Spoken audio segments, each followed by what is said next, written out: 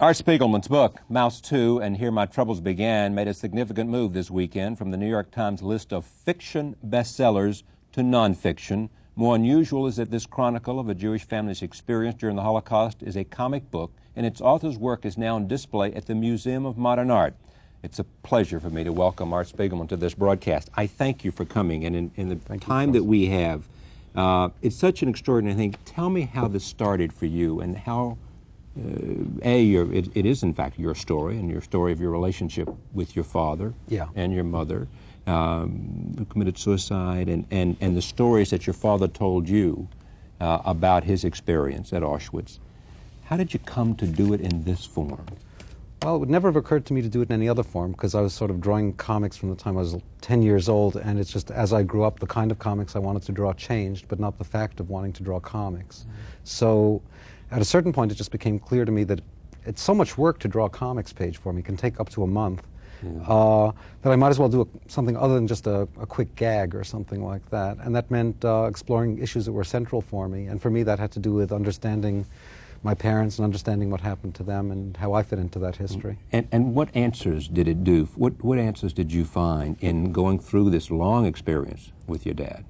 Well, I don't know if there's anything I can give you as a soundbite. You know, no, essentially essentially what happened for me was it was a way of kind of, if nothing else, getting clear the chronology of what happened. I grew up with sort of nightmare flashes of story that would get dropped as I was a kid, but never any kind of contextualized story. It would just be walking down the street with my mother and her telling me about how we had to hurry, she had to get to the bathroom quick, and then she'd tell me how at Auschwitz she wasn't allowed to go to the bathroom, and if they found her, they'd kill her, so some friends would sit in a circle around her and would protect her while she did that. Well, I didn't understand what Auschwitz was, where it was, what was happening, except I knew that, like, it was a good idea to learn how to control your bowel movements, see? So at a certain point, I just wanted to understand what happened to my parents, what happened to the world. The anger you had with your father, because he burned your mother's memoirs, how did it dissipate? How did it... I suppose one thing that is true about having done this 13-year-long two-book project was it acted as a way of kind of gestalting, you know? Because to do a comic, you end up having to draw every character and thereby inhabit that character. So I had to be Vladek Spiegelman as well as be Nazis, as well as be Jews in concentration camps.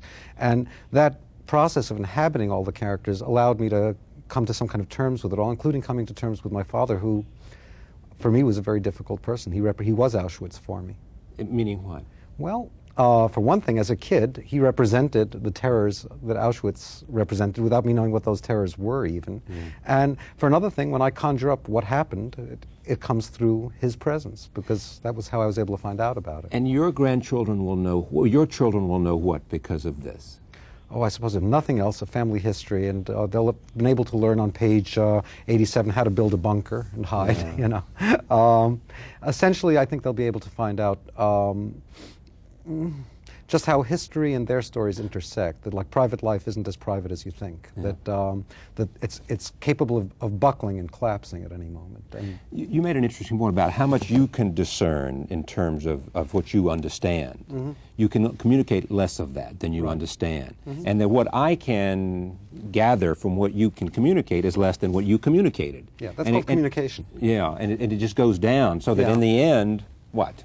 Well, in the end you have the notion, I guess there's a book title, Something Happened by Joseph Heller. That's what you can understand, you know. Essentially, my father knew something had happened to him, and he could only understand a fraction of that, right? And was willing or able to tell part of that, and there's a continual loss of actuality as the story gets transmitted. For those of us who read this, what do you hope they come away with?